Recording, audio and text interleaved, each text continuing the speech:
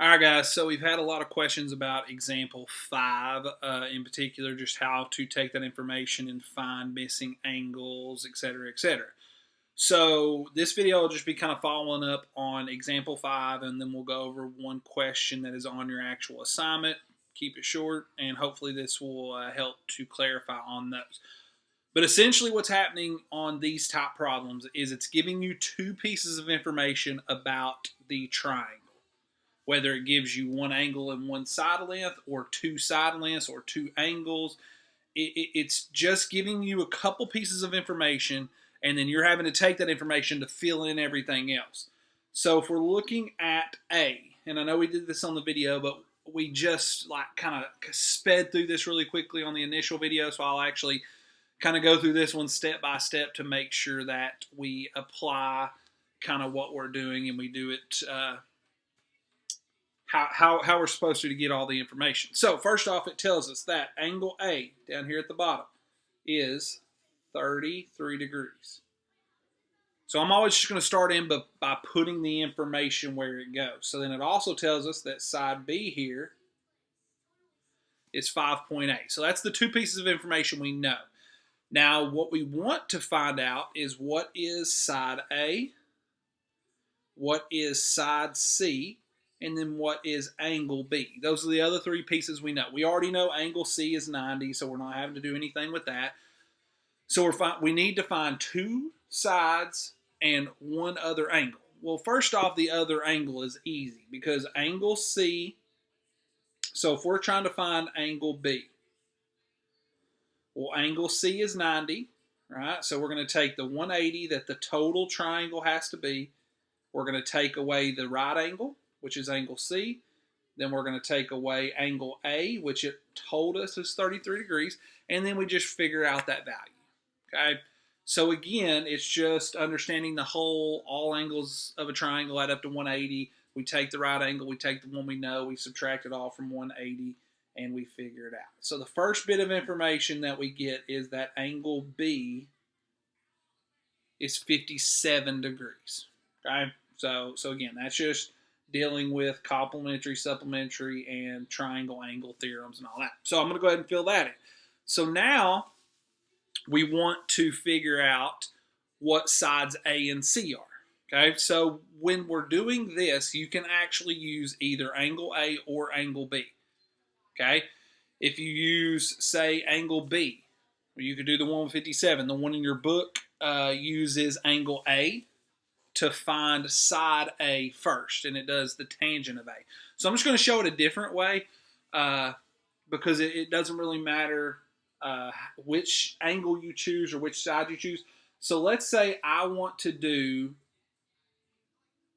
if I'm wanting to use angle B to find one of the other sides, I'm just going to pick the sine because I know that the sine of angle B, which is 57 degrees, is going to equal opposite over hypotenuse. So it's going to be opposite, which is the 5.8, over the hypotenuse, which is represented by C. Now, I'd probably just go ahead and put X in here. That way you don't get confused with cosine and things like that. And now it's just a matter of solving for X. Now, if the number is in the denominator, we can just multiply whatever the sine of 57 is by that number. But this time, the variable's in the denominator. So we have to take our steps to multiply both sides by X to cancel out that X in the denominator. Then we multiply this side by X. So we get X multiplied by the sine of 57 degrees equals that 5.8. Now in order to solve for X, I divide by the sine of 57 degrees. Cancels that over there. And divide by the sine of 57 degrees there. So X, which is side C in this particular problem, okay, is going to equal that value, 5.8 divided by the sine of 57 degrees. And when you type that into your Desmos calculator or whatever scientific calculator you have, you get that value to be 6.915,707, so forth, so forth, so forth. So it ends up being a big long decimal, just ran it to the nearest tenth. So I'm just going to say that side C up here is 6.9. Okay, now in your book, they used angle A and used tangent, so they found side A first. But again, it doesn't really matter. So then if you wanted to find the next side, you could do exactly what they did in the book. You could do the tangent of angle A is opposite over adjacent, and do your A over 5.8 and just end up doing the same thing. But I wanted to give you one example here to where it's not just multiplying. Now, to show for side A, just to kind of go over and explain what the book did, I'm going to erase this right here. So in order to solve for side A, what the book chooses to do is take the tangent of angle A and do what tangent is. Tangent is opposite over adjacent, so that would be side A over side B. And then we just start to fill that information in. So we know angle A is 33 degrees. Then you know side B is 5.8. So you set it up like that. This time the number's in the denominator, so we just multiply both sides by 5.8. And side A is going to be equal to tangent of 33 degrees multiplied by 5.8. And again, you just plug that into your calculator, whatever you have, and that gives you the 3.7665, so forth, so forth, so forth. So we're just going to say A equals 3.8. And we're going to fill that in over here.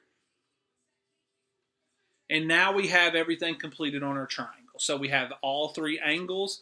We have all three sides. So on this one, it's just a matter of using the trig functions that you have or that you already know and just kind of fill in that information based on those. You don't really have to use any sort of inverse trig function on this one. So now if you look at B on example 5, so it tells you in this example that A equals 23 and C, I wrote down B, C equals 45. Okay, so A is 23, C equals 45. And what it's asking you to find is angle A, angle B, and then you also need to find side B. Okay, so it gives you two pieces of information. You have to find the other three. So now the first thing your book does is just set up Pythagorean theorem to find the missing side. So you know that A is a leg, so A squared. We're trying to find B squared, and then it's equal to C squared, which is your hypotenuse squared, and then you just solve for B. So basic Pythagorean theorem, you end up getting that missing side is 38.7 if you're rounding up. Okay, so again, that part of it doesn't really apply any trig, so we're just kind of moving through that quickly. So we get that information. Now we have two missing angles, though. We have angle A and we have angle B. Well, in order to do that, we have to set it up just referencing those angles. So I'm going to try to find angle A first, and I'm going to think about using two of the sides that we know. I'm just going to use A and C because they're whole numbers, so we know we have to use A and C. Side A is opposite angle A, and then side C is your hypotenuse. So we know by that we can set up a sine function for angle A, and we set that equal to 23 over 45. So here is an example where we're trying to find the angle. So we don't actually have what angle A is. We're having to use the ratio for the sine of angle A to figure out what angle would give us that ratio. So here's where these inverse trig functions are going to come into play. Because again, if I'm wanting to solve for the variable A, which is representing angle A there, I need to cancel out the sine on the left side, where I just isolate the A by itself. Well, like we talked about in the video yesterday, the inverse operation of that is to take the inverse sine, or the inverse trig function of whatever it is. So if I take the inverse sine of what's on the left, which is the sine of A, then what that does is that cancels out, the inverse sine and sine cancel each other out, and it leaves us with just angle A, which is what we want. Now, just like solving any equation, if we do it on one side, we have to do it on the other.